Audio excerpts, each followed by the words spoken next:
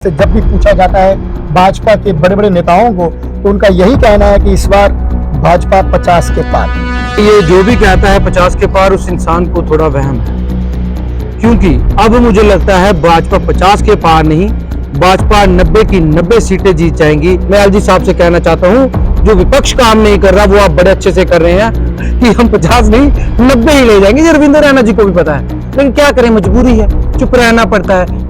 कौन कहेगा, किसको सुनाए, इसलिए चुप रहते हैं। मतलब आपका साफ तौर पर कहने का मतलब ये है कि भाजपा की कोई सीट नहीं। मेरे सही तो मतलब सही में कहने का मतलब ये है कि उन्होंने भी एजेंसी से सर्वे करवा लिया है। उन्होंने कहा आप क्या बात करते हैं।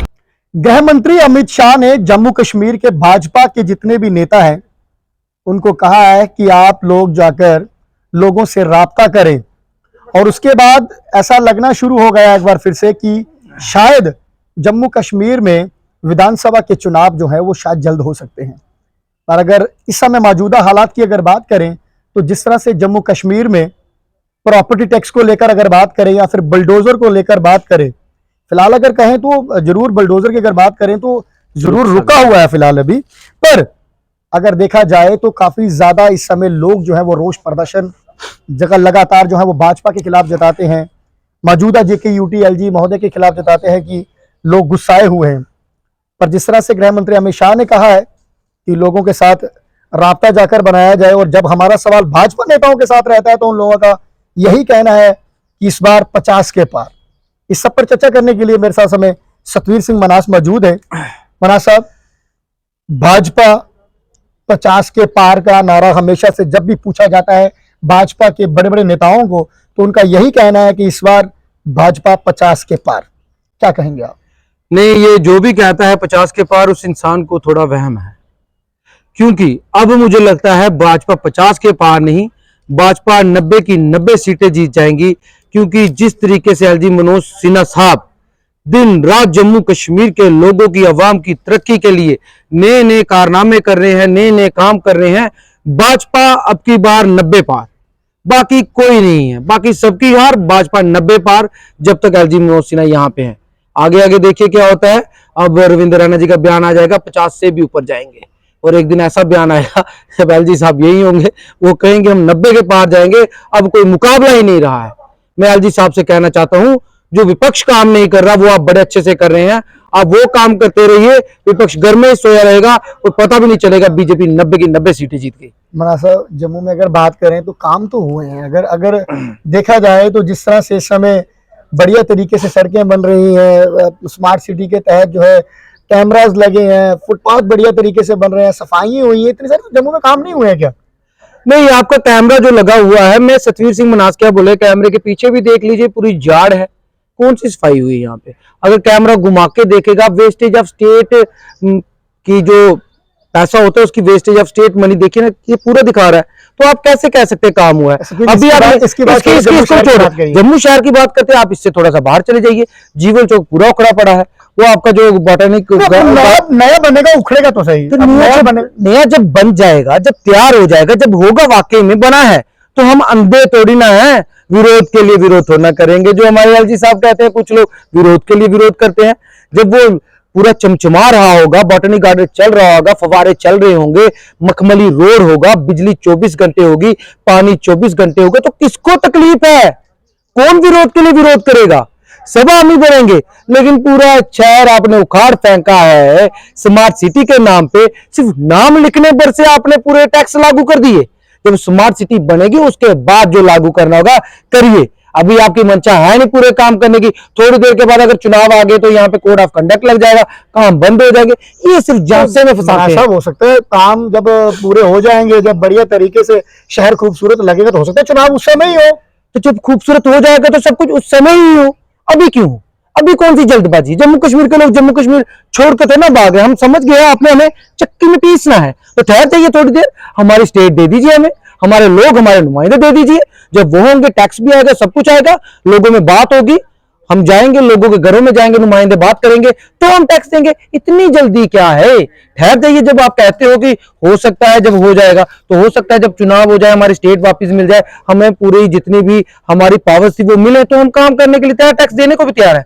लेकिन इन्होंने जो 2014 से लेके 2023 तक हमारे साथ किया है, तो अगर इसको देख के ये सोचते हैं इनको ये कहेंगे हम दे दें, वो नहीं होने वाला। मैं साहब एक चीज मैं पूछना चाहता हूँ, अगर आज बुलडोजर की बात होती है, मान लीजिए अगर कोई सरकारी जमीन है, सरकारी जमीन पे कब्जा किसी ने कर रखा है, तो अगर आज वहां पर खाली हो रही है, बुलडोजर चल रहा है, तो उसमें गलत क्या हो रहा है, मुझे ये बताएं जरा। मैंने कब कहा गलत क्या हो रहा है? मैंने सिर्फ ये कहा, आप कह रहे हैं दूसरी तरफ की एलजी साहब जब तक हैं या फिर ये काम कर रहे हैं, तो इससे तो लगता है कि 90 सीटें आ जाएंगी। आप कहीं ना कहीं वो जो है वो तोता आप मार रहे हैं कि भाजपा 90 सीटें लेगी। आपका कहने का मतलब क्या है? आप सही में भाजपा को 90 सीटें दे रहे हैं या फिर उनका जो है वो आप लोग खिल्ली उड़ा रहे हैं, मुझे ये बताएं जरा। मेरा कहने का तात्पर्य सिर्फ ये है, जैसे रविंद्र रैना रोज 50 सीटें लेते हैं, तो उनको पता है ना हम 50 ले लेंगे, तो मुझे भी ऐसा लगता है 90 ले लेंगे। मैं नहीं ज्यादा बोल सकता क्या? सिर्फ रविंद्र रैना जी के पास ही वो काम है कि वो 50 बोलेंगे। अब सतवीर सिंह बोल रहा है 90 सीटें जीतोगे, क्योंकि एलजी साहब जिस हिसाब से काम कर रहे हैं, रविंद्र रैना को भी अंदर से पूरा ज्ञान हो गया होगा कि हम 50 नहीं 90 ही ले जाएंगे। ये रविंद्र रैना जी को भी पता है, लेकिन क्या करें, मजबूरी है, चुप रहना पड़ता है। कौन कहेगा, किसको सुनाए, इसलिए चुप रहते हैं। अब तो वही हालात हो गए हैं। अब मेरे ख्याल से वो मेरा भाई है छोटा संयम पंडो, वही उसने जो कल का एक वीडियो चढ़ाया हुआ है, तो मुझे देख देख के हंसी नहीं रुक रही। आप देशद्रोही हो, आप देशद्रोही बात करते हो, तुम टापी खाने कहां जाती हो? तो ये जो इंटरव्यू आज चल रहे हैं ना, ये लोगों का एक किस्म का गुस्सा है, लेकिन मेरे भाई ने बड़े हास्य कॉमेडियन तरीके से उसको बनाया और लोगों की जो दर्द है वो बताया है। हंसी तो है उसमें, लेकिन हंसी के पीछे जो दर्द है, जो संयम पंडो ने वीडियो बनाई है, उसको समझने की जरूरत है। वही जो दर्द है वही इनको 90 सीटें दिलाएगा, और ऐसी 90 सीटें दिलाएगा कि इनको चुनाव भी लखनपुर के पार ही लड़ने पड़ेंगे, क्योंकि जम्मू में झूठे वादे नहीं होंगे। मतलब आपका साफ तौर पर कहने का मतलब ये है कि भाजपा की कोई सीट भी नहीं निकलेगी। नहीं, मेरे सही तो मतलब सही में कहने का मतलब ये है कि उन्होंने भी भी एजेंसी से सर्वे करवा लिया है। उन्होंने कहा बापूजी क्या बात करते हो, 50 की बात करते हो, तुम्हारी तो 5 भी नहीं निकल रही, इसलिए तो चुनाव नहीं हो रहे। जिस दिन इनको पता चल जाएगा सबको हमने पकड़ लिया है, सबको हमने रगड़ लिया है, अब तानाशाही चलेगी, और तानाशाही के तहत ये 50 सीटें जीत सकते हैं। ईमानदार चुनाव हो गए जम्मू कश्मीर में, ईमानदारी से चुनाव हो गए, तरीके से चुनाव हो गए, बिना धांधली के चुनाव हो गए, तो मेरे ख्याल से ये बीजेपी वाले आपको कहीं दिखेंगे भी नहीं, दिखेंगे नहीं। जो यहां से आए वहां चले जाएंगे। इनको मौका था इतना सुनहरा मोदी जी के नाम पे कुछ करने का, और इन्होंने ऐसा किया कि 3 साल भी सरकार ना चला सके। मोदी जी ने कहा अब तो छोड़ दो, अब तो छोड़ दो, क्या करना चाहते हो, तबाही करना चाहते हो। ये जम्मू कश्मीर से भाजपा पूरे हिंदुस्तान में छाई है, और जम्मू कश्मीर से ही इसका खात्मा शुरू होगा। मोदी जी का रत्ती भर कसूर नहीं होगा बीजेपी की बदनामी में जो उसकी खिल्ली उड़ी है। सारा का सारा कसूर जम्मू कश्मीर की भाजपा का होगा, क्योंकि जम्मू कश्मीर की भाजपा ने जो हालात बनाए हैं ना, ये मोदी जी को पता है। नहीं तो आज प्रॉपर्टी टैक्स आया है, अगर इतने दमदार लीडर होते तो ये अमित शाह जी के साथ, मोदी जी के साथ बात करते, तो इनकी सुनवाई जरूर होती, लेकिन सुनवाई नहीं हुई। उन्होंने कहा वापिस जाइए, दरवाजे पंचतीर्थी में है वो वाले, उनके पास जाके बात कीजिए, और पंचतीर्थी वाले इनकी बात नहीं सुनते। चलिए अंत में मेरा सवाल ये रहेगा, अगर भाजपा नहीं तो जम्मू कश्मीर में कौन? अगर यही तो रोना है। कांग्रेस सोचती है कि जितनी बुरी हालत कर रही है ना इस वक्त भाजपा सरकार, बस वो बुरी हालत एलजी साहब करते रहे, वोट हमको मिलेंगे। मैं उनको भी कहना चाहता हूं, कुंभकर्ण की नींद से जागिए। अगर आपकी जगह भाजपा अपोजिशन में होती, आज सारे कांग्रेस वाले ना मीटिंगें कर रहे होते, घर घर में मीटिंग हो रही होती कि किस तरीके से इस सिचुएशन से बाहर निकला जाए। लेकिन आज देखिए भाजपा को इस चीज की चिंता नहीं, कांग्रेस क्या कर रही है उनको पता है, हम करें कुछ ना करें, लोग वोट इनको भी नहीं देने वाले। ये उसके बाद कौन सी पार्टी? भाजपा भी नहीं, कांग्रेस भी नहीं, तो आपके पास लोकल लीडरशिप भी होगी, इंडिपेंडेंट लीडरशिप भी होगी, अच्छी लीडरशिप भी होगी। आप कहना कि 90 के 90 इंडिपेंडेंस जिता दीजिए। जिताइए नहीं, मैं ये कहना चाहता हूं ना भाजपा बुरी है ना कांग्रेस बुरी है। जो दमदार लीडर आपको मिलता है, काम करने वाला मिलता है, बातें करने वाला ना, शायद ये उनको मौका दीजिए। शायद ये तो नहीं सतवीर सिंह मनास अभी तक किसी पार्टी से नहीं है, तो आप कहें इंडिपेंडेंट? तो अभी तक तो मैं इंडिपेंडेंट हूं, मैं इंडिपेंडेंट की फेवर करूंगा। आप किसी पार्टी का साथ नहीं दे रहे, तो नहीं है। तो आने वाले दिनों में सुनिए, आने वाले दिनों में सतवीर सिंह मनास किसी पार्टी से होंगे तो उस समय वो पार्टी का आप गुणगान करना शुरू कर देंगे। फिलहाल आप कहते हैं ना कांग्रेस है ना भाजपा है, कोई भी नहीं है, तो आप इंडिपेंडेंस के साथ चल रहे हैं अभी?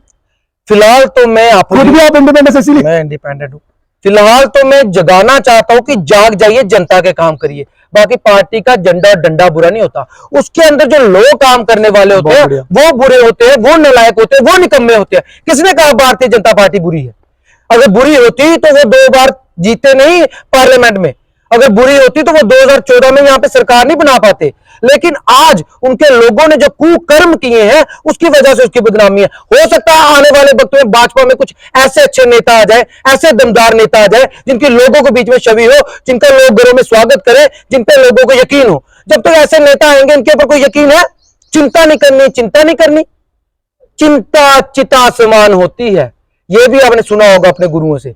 चिंता चिता के समान होती है। चिंता आपने चिता पे लिटा के पूरे जम्मू कश्मीर को बाद में कहते हो चिंता नहीं करनी।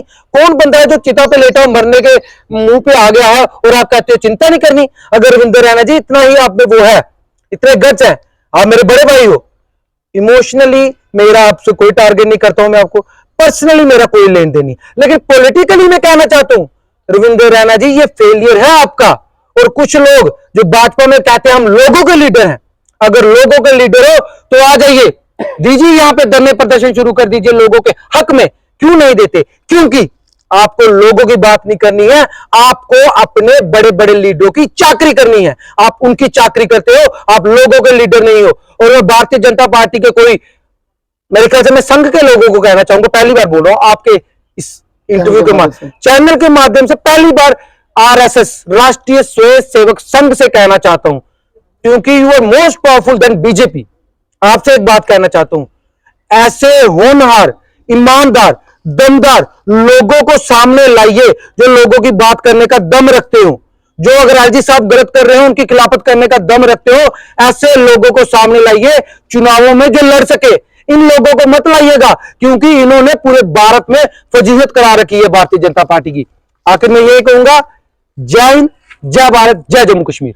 हमारे साथ सतवीर सिंह मनास से, जिनका कहना है कि कहीं ना कहीं अगर देखा जाए तो पार्टी कोई भी गलत नहीं होती, चाहे वो भाजपा है, कांग्रेस है, कोई भी पार्टी हो, पर सबसे बड़ी चीज ये है कि जो नुमाइंदे होते हैं वो जम्मू कश्मीर के हक के लिए लड़ने के लिए आगे आने चाहिए। जम्मू कश्मीर के लोगों के भले के लिए उन लोगों ने सोचना चाहिए, चाहे पार्टी कोई भी हो, चाहे लीडर कोई भी हो। और रही बात इस समय जिस तरह से जम्मू कश्मीर में हालात हैं, अगर देखा जाए तो सबसे बड़ी बात यही सामने आती है कि जम्मू कश्मीर में भाजपा के प्रति लोग इस समय नाराज हैं।